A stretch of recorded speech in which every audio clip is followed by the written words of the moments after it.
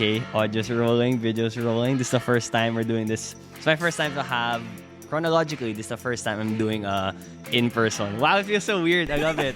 It's not over Zoom. So joining me today, we have former Equity Research Analyst and is now a financial architect at IFE, and he happens to be my brother, Mr. Enrique Fausto. What's up? Hello, welcome. Welcome to the show. Live hello. show, baby. Hi everyone. Say This hi is pretty to all cool. the cameras. All the cams. 1, all the 2, cams. 3. What's Yan. up?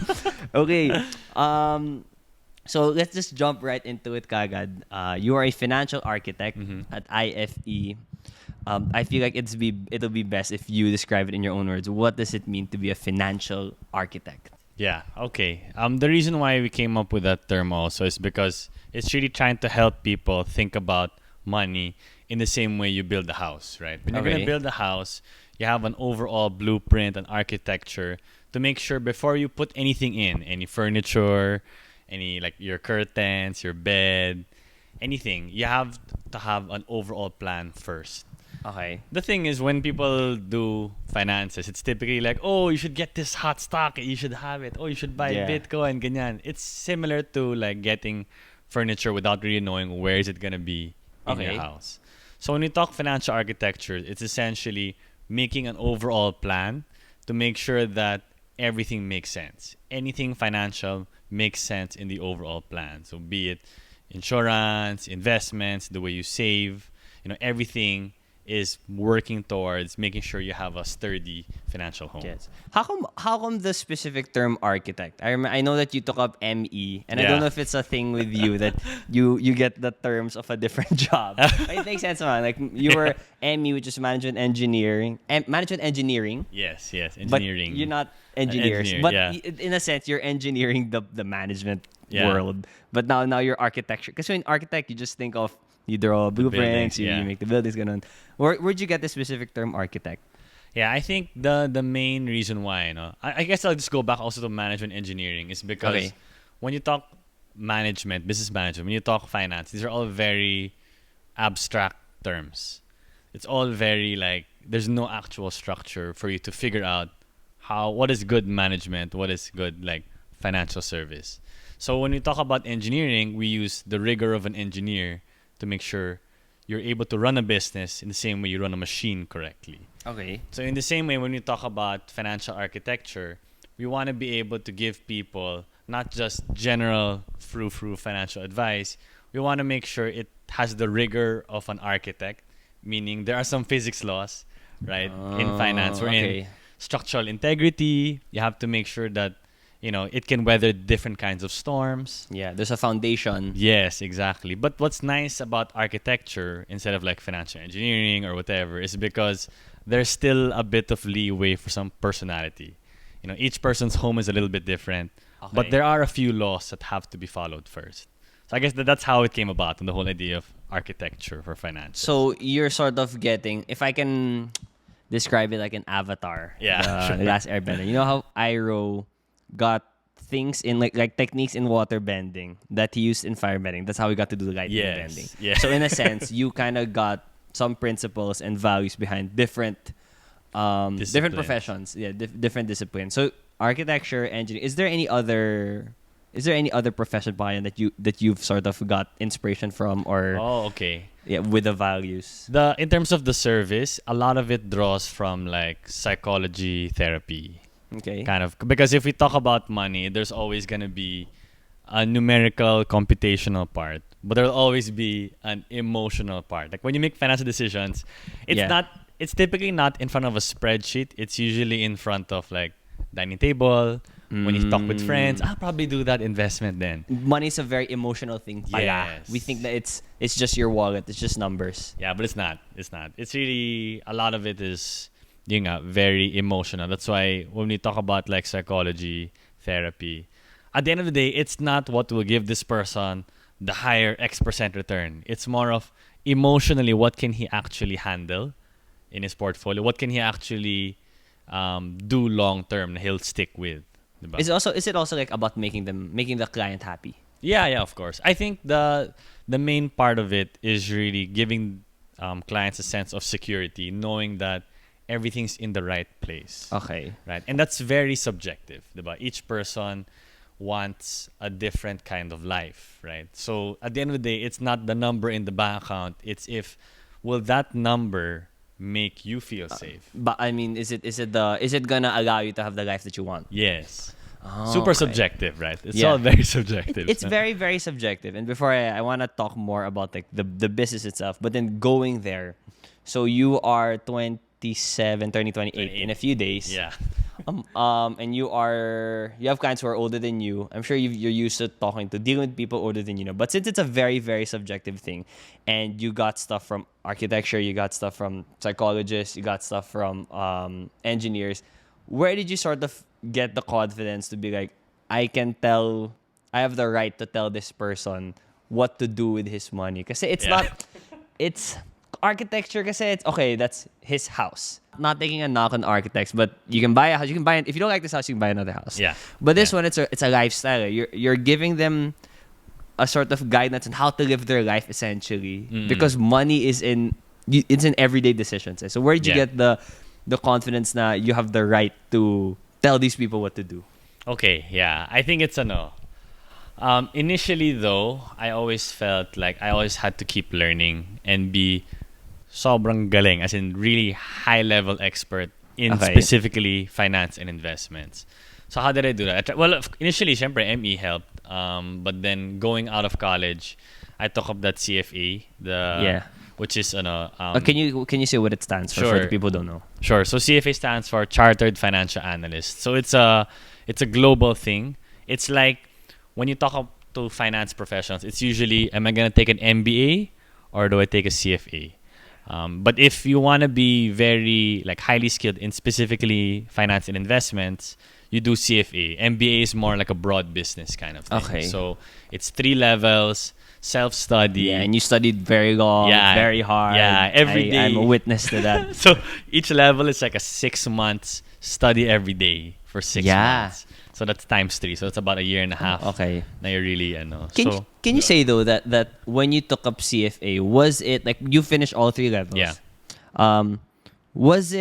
Were there really things that you learned? I'm sure that it helped, obviously, but were there a lot of things in the content of the CFA experience that made you be like, okay, may karapatan na ako. I have the guns. I have the right to tell these people what to do. Or was it more of, because I have CFA, there's that credibility that people just generally respect. Because example, if I can make it like basketball, we have let's say Steph Curry versus let's say me. Let's say in an alternate universe, I am better than Steph Curry in shooting 3-pointers. Okay. But I never went to the NBA in anything.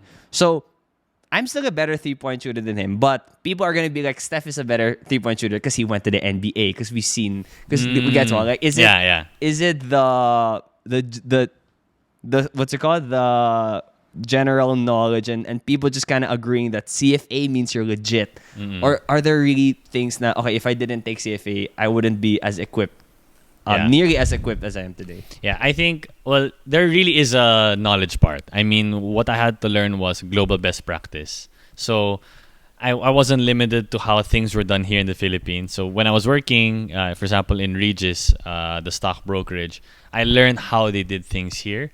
Even abroad then, to a certain extent. But CFA helped broaden my viewpoint. Oh, okay, in other countries, this is how they manage people's finances. But you're right in that having that seal is like an NBA seal of approval. Yeah, but what I think the reason why people regard CFA as having that level, it's because to go through those 3 levels means you were diligent enough, intelligent enough to actually learn probably one of the most difficult things you could.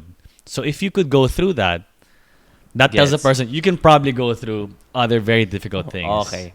So it's not just the seal of approval isn't just a nice shiny seal. There's that anybody who gets that seal has worked. There is no parang easy way to like the naturally smart people will not be able to do it on just like smarts alone, because there's just too much like the rigor is too difficult to just be through sheer luck and smarts. Diba? Very different from grade school and high school. Yes. You can kind of survive. For the record, it's the hardest thing I've ever studied for. Really? Harder than ME. ME was hard though, but this is really sana hard. naman din. Like if your second year high school was harder than this thing, parang, It's probably wrong. yeah.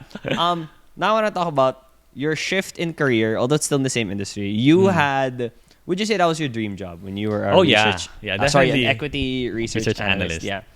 That was your dream job. That was the dream job. And you were there for how many years? 4 years. 4 years. Also. When you entered that job, did you see yourself like staying there longer, or because 4 years and then you left, did your own thing? Although it's becoming, I like it how like this generation we're seeing it more of people like going away from what they thought they would initially do forever after college to doing their own thing, which parang baka more meaningful. Ganun. Like, did you see yourself doing this early, or you were expecting to go longer pa in Regis? From before, I thought I'd stay longer because I was an intern first. Before I even graduated, I was an intern specifically in Regis. Back then, it was called Deutsche Regis. And it looked like the dream job. It's not Deutsche Regis anymore? Yeah. So Deutsche Bank. Recent? Just like the other year. Oh, okay. Well, Deutsche that's a long Bank, time ago. Yeah, I mean Deutsche Bank decided to close all their equity business around the world. Okay, gets. Anyway, those guys have a new partner now. Anyway, the way it works is before when I was an intern, I thought, wow, that's the dream job. I mean, like all the people here were really smart. They were always challenged. They always had to be at the top of their game, very knowledgeable, and they're also a lot of fun. I mean, they drink a lot, and it was really fun. So may work-life balance. It's I wouldn't say balance though, because it's like work is life. Like you really work 12-hour days. You take clients out till late night, but then you have fun, so it's okay. Okay, you enjoy it naman. Okay. But I wouldn't say it's not 50-50. No way. Super what could you give a number if possible, and like what's the work, what's the play? Sheesh. I know, but I think the thing is, it's weird. Like the pure play, meaning nothing rated with work, would probably just be like 20%. But there's a lot of play naman within the work. Like if you take a client out to drinks, that's still work, but yeah, it could be a fun thing. I mean, you could I actually made friends. I think that's the best part for me. That's when you like, if you can get the most percentage of that in any job, like that's the goal. Eh. Yeah. You know, people say if you get a job that you love, you never work for a day. I think it's because it's really mixed with play. Yeah. So kaya there were times na I was with clients na we actually just really wanted to hang out. Right? It's semi work, but it's still like as in it's still fun. Okay. So you were there 4 years, and then you decided to leave. I can imagine that there are a lot of people who say that they have a plan before they make their own business. Like, I'm gonna do this. I'm gonna get training, get experience, and then save up also so I can fund my own business, and then I'm gonna do my business. How hard was it for you to leave the safety, you're in a really good job now, and then you're gonna leave for something that's potentially great. Like, let's say you have 50. What's a nice? You have 50 chocolate bars in this job, and then if you leave this job, you're gonna make your own thing, which potentially can give you 100 chocolate bars of a better flavor, But you're gonna start with 0 chocolate bars. Some people can say, that's really how I want to end up with 100 chocolate bars, but you can live happily with just the 50 original chocolate bars. So how tough was it to leave that? And was it harder than you expected? What is the experience like? Okay, it really started in April of 2019. There was an earthquake. It was a 6.1 magnitude earthquake in Manila. That was 2 years ago na. Yeah, I remember I was there and I saw the water in the pool. Yeah. That's when you was like, oh shit, that's a real earthquake. Yeah. Okay. So I was at a Triangle Tower 1. Nice swanky office. 23rd floor. Oh. So I really felt the whole area shake. Like the water dispenser was really going like that. Some stuff were starting to fall down. Oh, wait, it was that intense? Yeah, because when you're so high. Were you sitting down or standing? I was sitting down, but you could really you're really going like this. That's scary. Yeah, because it's so high. I mean, the building was like well structured in the sense that it would sway. Yeah. so it won't break. That's right? what it's supposed to. Yeah, but it was really scary. Like our secretary was freaking out. She was literally shouting and like, That doesn't magdasal na kayo, ganyan. Oh, like Ganon. a movie. Yeah, but it wasn't as crazy as those movies na talagang ang dami nasisira. Hindi naman it's ganon. but in a sense, it's just like a movie pa rin. But It was real. Yeah, I had like a few seconds na talagang, I remember, I thought, like the first thought that came into my head was, hala, parang mamatay na ba akong analyst? As in, that's really what I thought. Mamatay na ba akong Oh analyst? shit, that's the first thing. Yeah, because it really moved. As in, nagganon ako on my seat. So I got Galing really lang, scared. galing nga how an earthquake, like a very life-threatening, is the quickest way to know. Yeah. Wow, that's a. I don't suggest this, but then everyone, what do I want to do with your life? But like go to some near-death experience. I think that's why people like doing stuff like diving, bungee jumping. You gotta.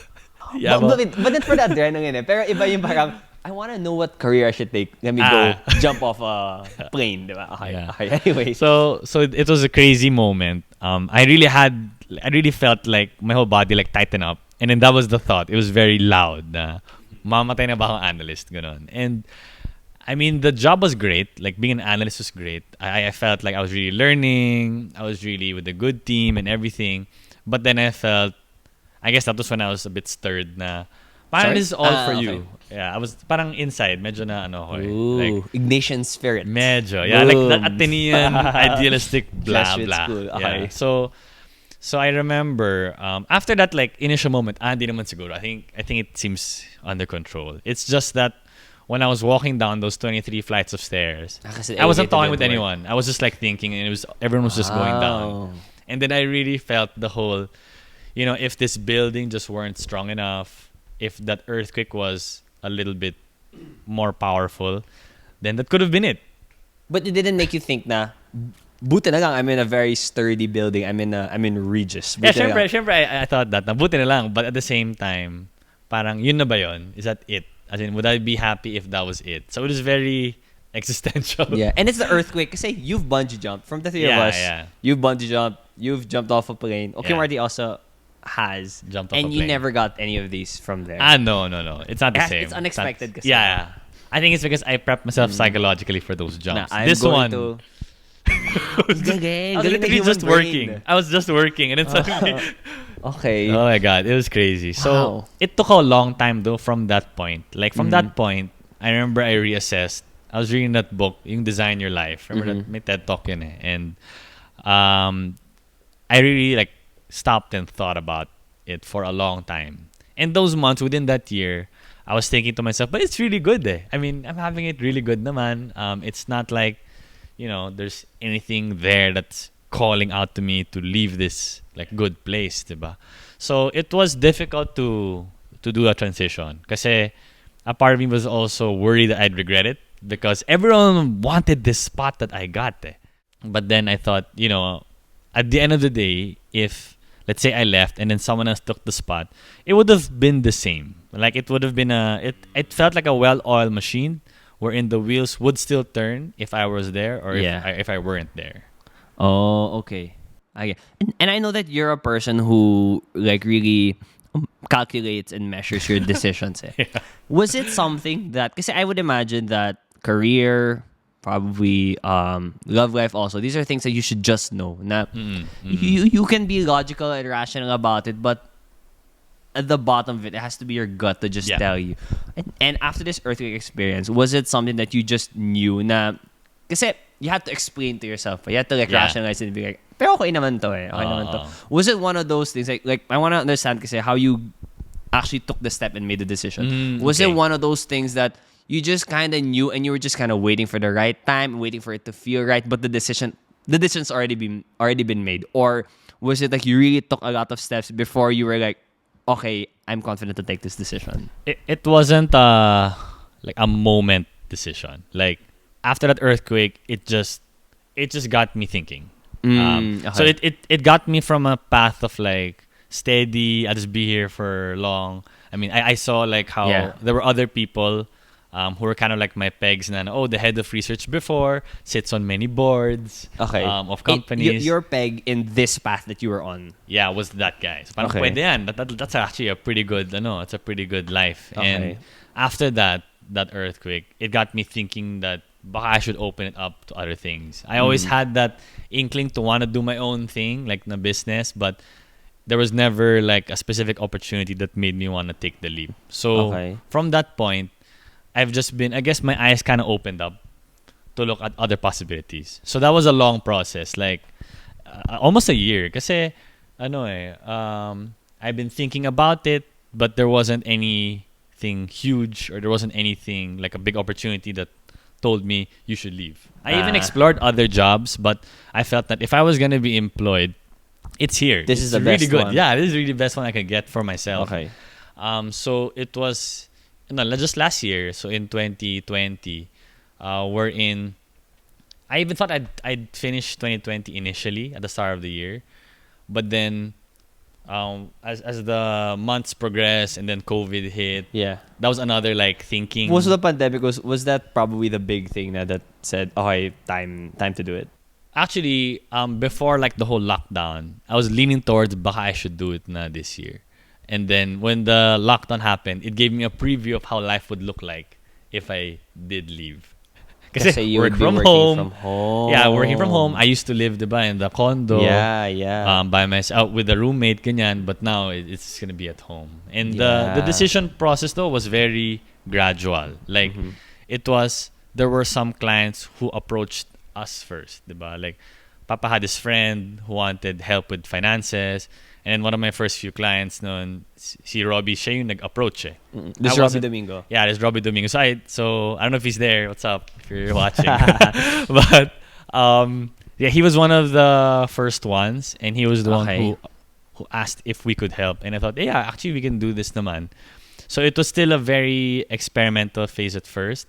I was doing it on the side, sabay, with Regis, which was pretty difficult, but it gave me a feel of, hey, this is the kind of work I could do pala. And it felt very meaningful and very, like I could really help the person out there more than how I was in Regis before. Okay. Anyway, I remember there's this book that I think you read also, Originals. Adam Grant. I didn't read the whole thing. I read the first 60 pages, but I got a lesson there. And they were talking about how these people who would start their own businesses, yung mga startups, you'd think kasi for it to be successful, you have to drop everything and just banat go all in. But what you did, how you did, was sort of like the one in the book. I did read that. You did it on the side. Yeah. Do you think that this is the best way? Like, not as you're in although it's still early, but you're in a pretty good spot in the sense that it's a startup. You're not losing money. Not. You're not in the face of, oh my gosh, am I still like? You're confident with it. Is this? Can you say that based on experience, naman, not based on what the book said? Is that the right path for you? If you wanna do a startup, na you don't drop everything agad. You do it on your spare time, try to feel it out, and then go all in. I was thinking when I first read that, na totoo ba yun? Is that real? Na it's really better that way. So when I was trying it out, like myself, I was doing the whole thing. I was trying to see if I could confirm that notion from the book. And for me, I felt in my experience, parang na-confirm ko siya na it's really, this is much better. Buti na lang I did it this way. It made it better because I was always open to just cutting it if I thought there's no future here. Right? So, it also eases like the burden, the anxiety na parang what if di siya gumana? Yeah. What if di? Because what's nice about it is I was still working, diba? I still had my steady paycheck, right? And even if let's say I kept tweaking how I would do the business, which wasn't necessarily like a revenue generator, diba? I could just experiment. Diba? Baka I can do it like this. Baka I can do it like that. Gets. And then I had no like money pressure while I was tinkering with the business model and because you still had the good income. Yeah. So I could like risk it all. I could try anything I want, without the pressure that I need this to pay for my stuff. Diba? It's just harder though. I mean, time wise, you have to be much better at managing your time. You have to make sure your employer doesn't think you're not, focused on the job. You're not prioritizing that because that's still your job. Yeah. So for me, it was, I guess that going back to that CFA, the training I had was I studied 2 hours every night. every day. So that is the training you got to Yeah. in having a job and still having something else on the side Yeah. and still be able to do it. So I thought to myself, 2020, now if I could do like 6 months times 3, diba? 2 hours every day, I could probably do the same for a few months to try a business, diba? And then I'll know by then if I like it and if I think Okay. it'll work. Kids. So that's how you made the decision and you sort of had that trial run Yeah, with test CFA. run. Yeah. Yeah. But then going to this path, finance, we grew up in the same house, same parents, same everything. But hindi ko masyado na tripan yung to go finance. Yeah. How much of a role do you think Mama and Papa played with the whole FQ family finance world? Like, was it something that interested you pa from the start whenever you'd hear them talk about these stuff? Not really finance, but definitely, I mean, obviously, huge influence in terms of how I think and everything. But I did find business interesting. Running a business? Or listening to the stories of great businessmen. I always found it interesting. Okay. Like for them to have, risked so much and then achieved a level of success required them to be elite in a certain aspect or certain aspects, which I always found fascinating. So when I was getting into the whole finance thing, it was more of just because like ME was, maybe it's a good course, but I don't really know if I like that. I mean, finance, okay, let's check it out. I don't even really know if I like that. In college, I did the marketing competitions as well as finance ones, and then I felt which one? You went abroad but to compete. Yeah. So the CFA, so the yeah. institute had an Institute Research Challenge, so IRC. So that was like the CFA really did so much for you paga. Oh, yeah. As a student paga. Huge. And then, Huge. student in college, and then you took the CFA, and then it's Yeah. what made you sort of Yeah. be able to do something on the side. Okay, gets. Yeah, so it was very instrumental. And I do want to like give back. So now I'm like the mentor of the IRC team of Ateneo this year. So that's cool. It's like full circle. And in terms of getting into finance, it was more of just trying it out and seeing if I liked it, because the opportunity was there. I found out about it, but the IRC specifically was an interesting story because IRC? IRC, that's What the does it stand competition. for naman? Institute Research Challenge. So it's a CFA thing, it's but a CFA it's called thing. IRC. Yep. So it's the CFA Institute Research Challenge, parang student competition. Called IRC. IRC, yeah. So IRC was a competition that Ateneo was never able to beat UP before for years. And then when Papa heard about it, he said, baka you should try that thing. It's like, okay, sure, why not? Try it out. And when I was talking about it with my friend, si Ryan Yu, the one who became valedictorian, he said, oh yeah, did you hear? There's an orientation happening, I think that was like next week. And I was like, what? Okay. I was like, what? I didn't get that, like memo or whatever. He didn't announce. He got an email because his grades were really Because he's high. Ryan Yu. Apparently, there was like a QPI cutoff. Oh yeah, I never got the email. Yeah, I'm yeah. not in the course. And Yeah, so it wasn't really a public thing, and I just thought, bahala sila, I'm gonna go, Okay. even if I didn't get the invite or whatever. Okay. Right, and so when I tried it out, and then I felt that I had something to offer naman, compared to, I guess everyone else was more like really high QPI, but in terms of, for example, presentation skills, I felt like I had a bit of an edge. So that helped me get into it, and I actually liked the process. Like it was tough, but enjoy naman kahit papaano. Like there was a lot of learnings there. So. Oh, okay. And then, do you feel? But then going back to the influence of being in a household that does finance, it was never, kasi what I know with Mama and Papa, it's never explicit the same way we hear stories about how students become doctors because their parents want them to, or lawyers. Yeah. That's the traditional story you hear. But in finance, no one's really forced into finance. I mean, we were never forced into finance, but do you ever look back at like, were there things kaya that sina Mama and Papa told you or encouraged you, or like just angles? Kasi I'm also trying to understand, like, how come three of us, they did the same things naman, but you specifically went to this path? I think they really tried to make sure that they wouldn't sway us. So props to them for that. But of course, there are always subtle hints. Like when I ask about it, syempre they're so excited to share what they can. Okay. But I think it's only natural because as a parent, you'd want to help your child like develop or accelerate in whatever they're getting into. Yeah. Especially if you know you can help big time. Yeah, and it's a tried and tested path. Yeah, and they see how it could work out or Okay. how you could do better than what I did because I can teach you this. Yeah. Ganyan. Oh, So for me okay. though, I always had that at the back of my head na parang, am I doing this just because Mama and Papa are there already? So it was always a question.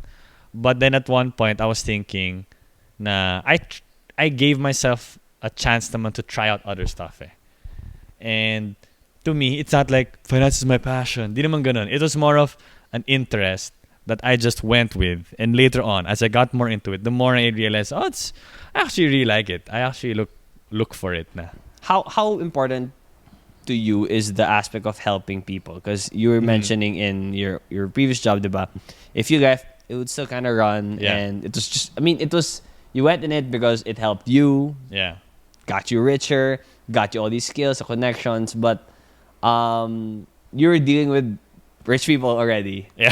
Na, if they never met you, they'd still be rich, diba? Yeah, yeah. But now you're dealing with people who need this advice to not just improve their life, but to have the life that they want. And because people naman, I don't think naman people grow up, work their lives so that they won't have enough money. It's just that di lang nag-aalam. Like Di naayos, it's not we're not taught how to do those things. So how important is that aspect of helping people to you? That's why it's you still doing this. It still energizes you.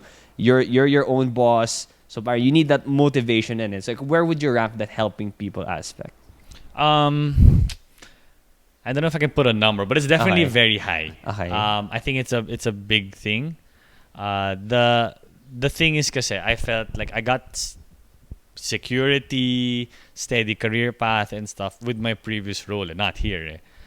One of the main pulls to like move away from like the path I was on to this new one was because of being able to help people out directly.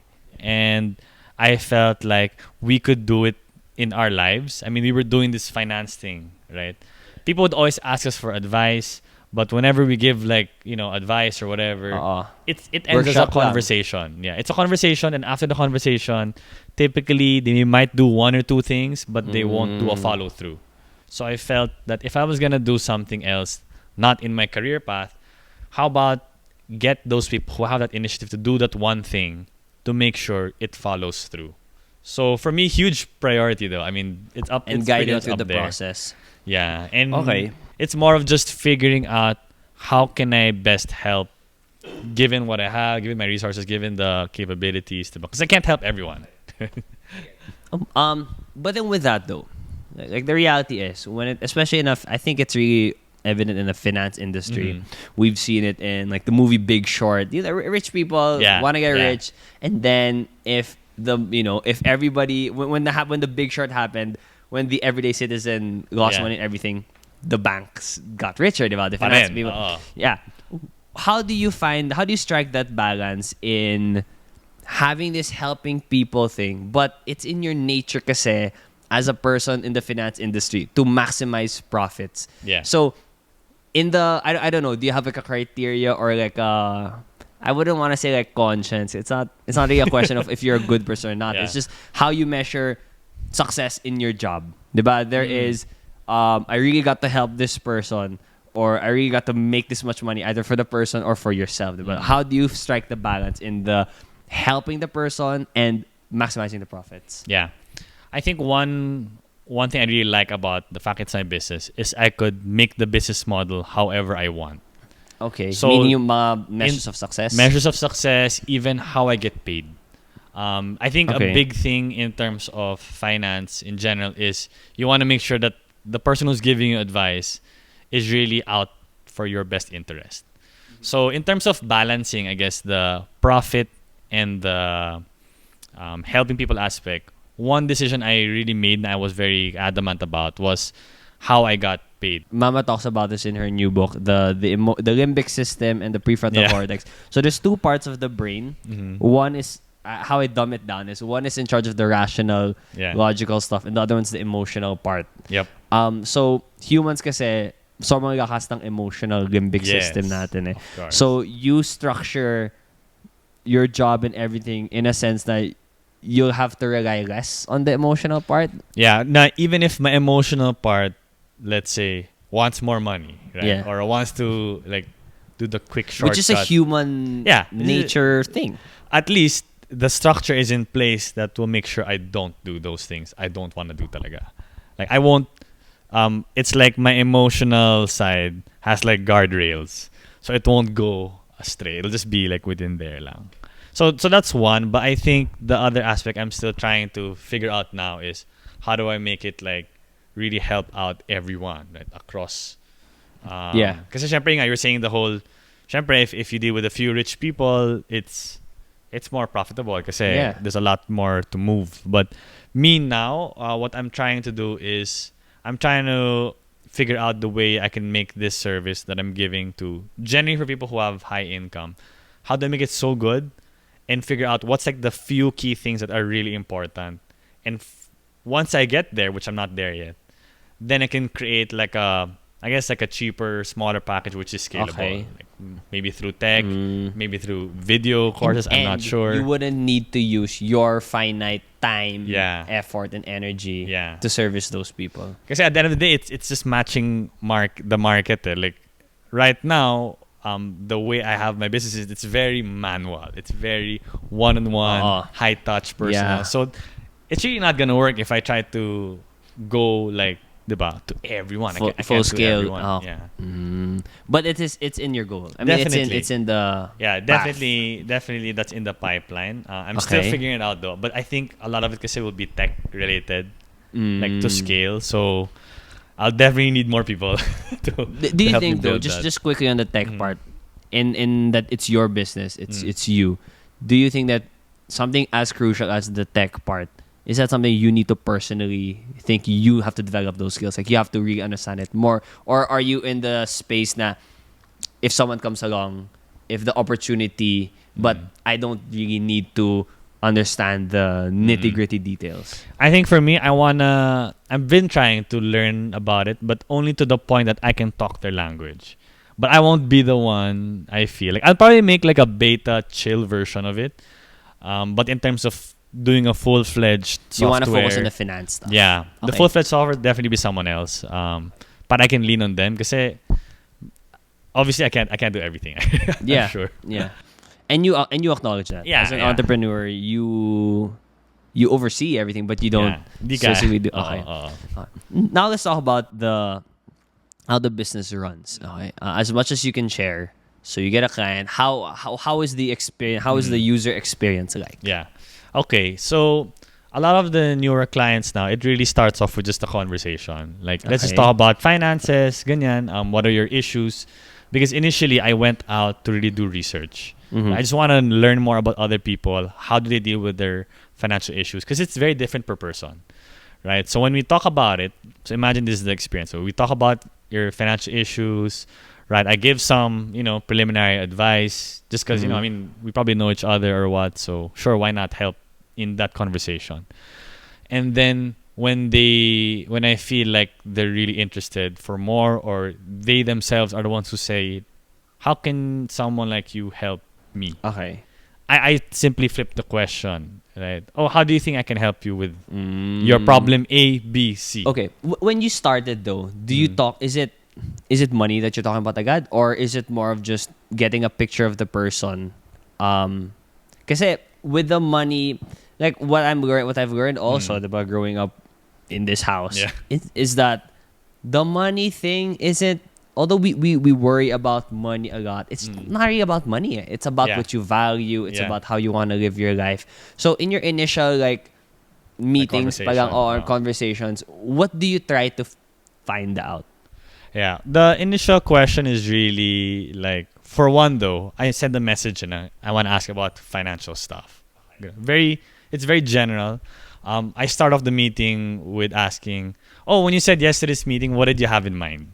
Okay. So I'm bringing out whatever their preconceived notions are of finance. Okay. And then To understand them better. yeah, like when they think finance, what comes to their mind? So those are the first few topics. And then I ask, how do you go about handling your money stuff or your financial stuff? Then they say the way they spend and then the way they invest. Then it gets to the specific, a little bit more specific.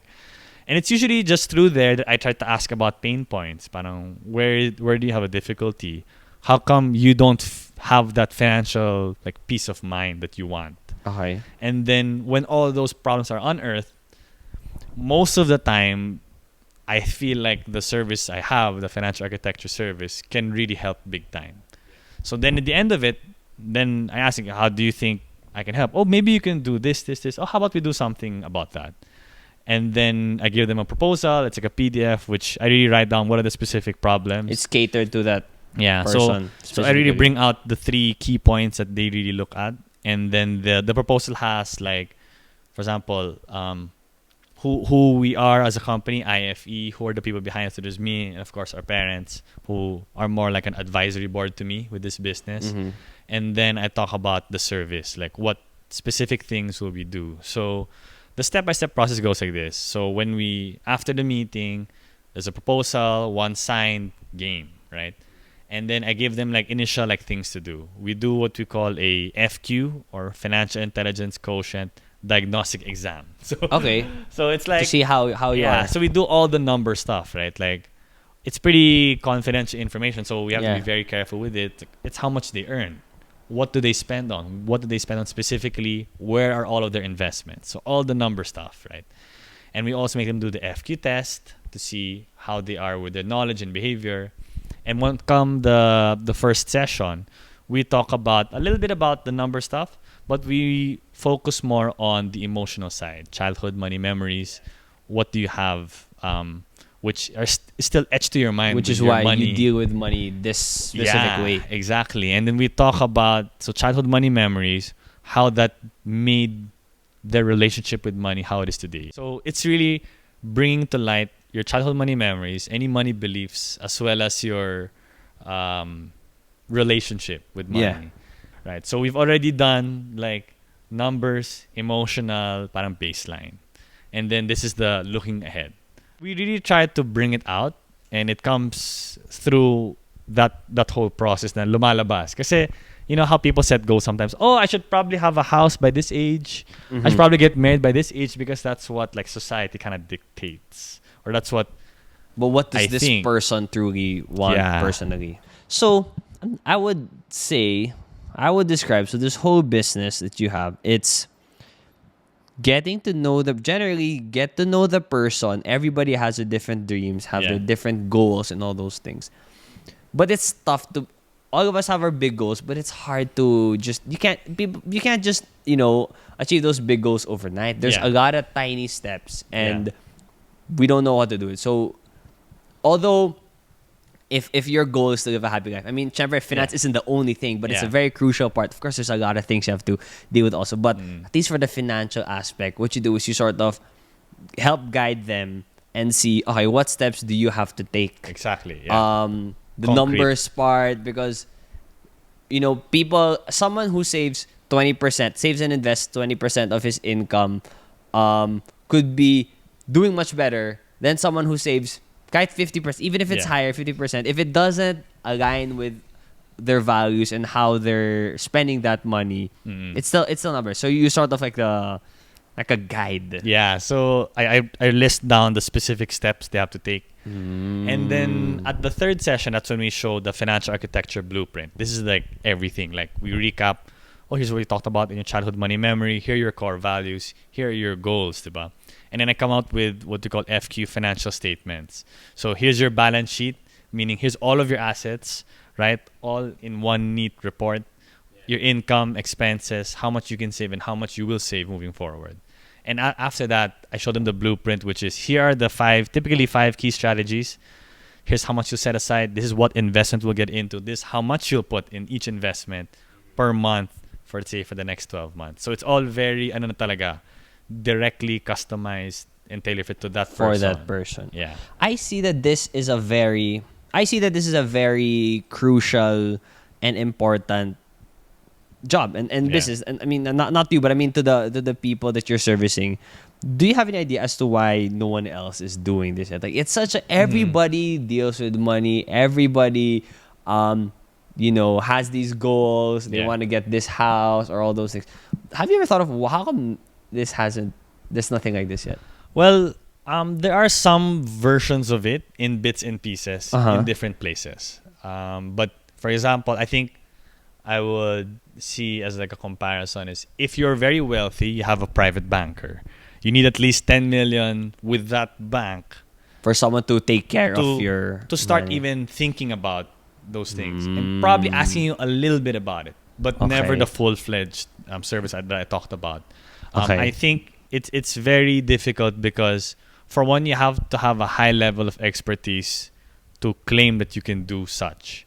And I feel like I'm lucky because I could also lean on our parents. I mean, who have a lot of Papa's been professionally managing money for people for over 30 years. Mama's been the one who taught us, and she writes about it now. Writes about it, and she's already like a content king. Yeah. I mean, in terms of content queen about finance. this.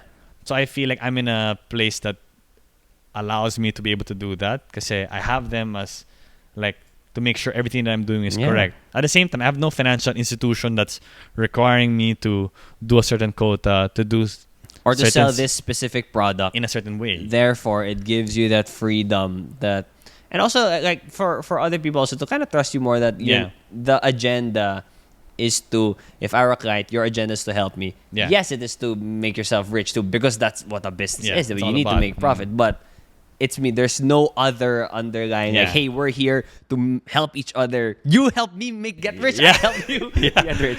So like everything is geared towards I want to make you richer because that'll make me richer. So we're completely aligned. But more than just richer, like richer, not just money-wise. Yeah. I mean richer, not just in physical material wealth. That's the nice part.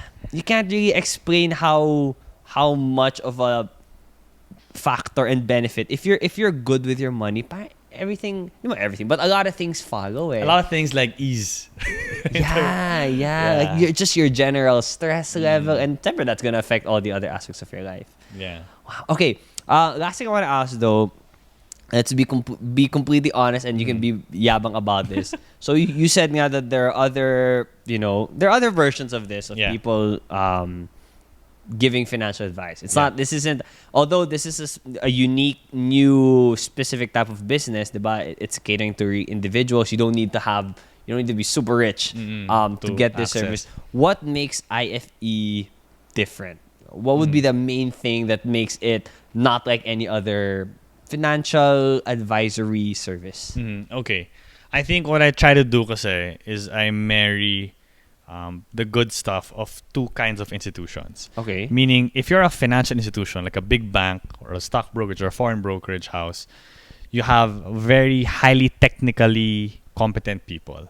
Like they have stuff like CFA, which I was able to get, and they have industry experience, which Papa and Mama have, right? So I feel like I have that there already.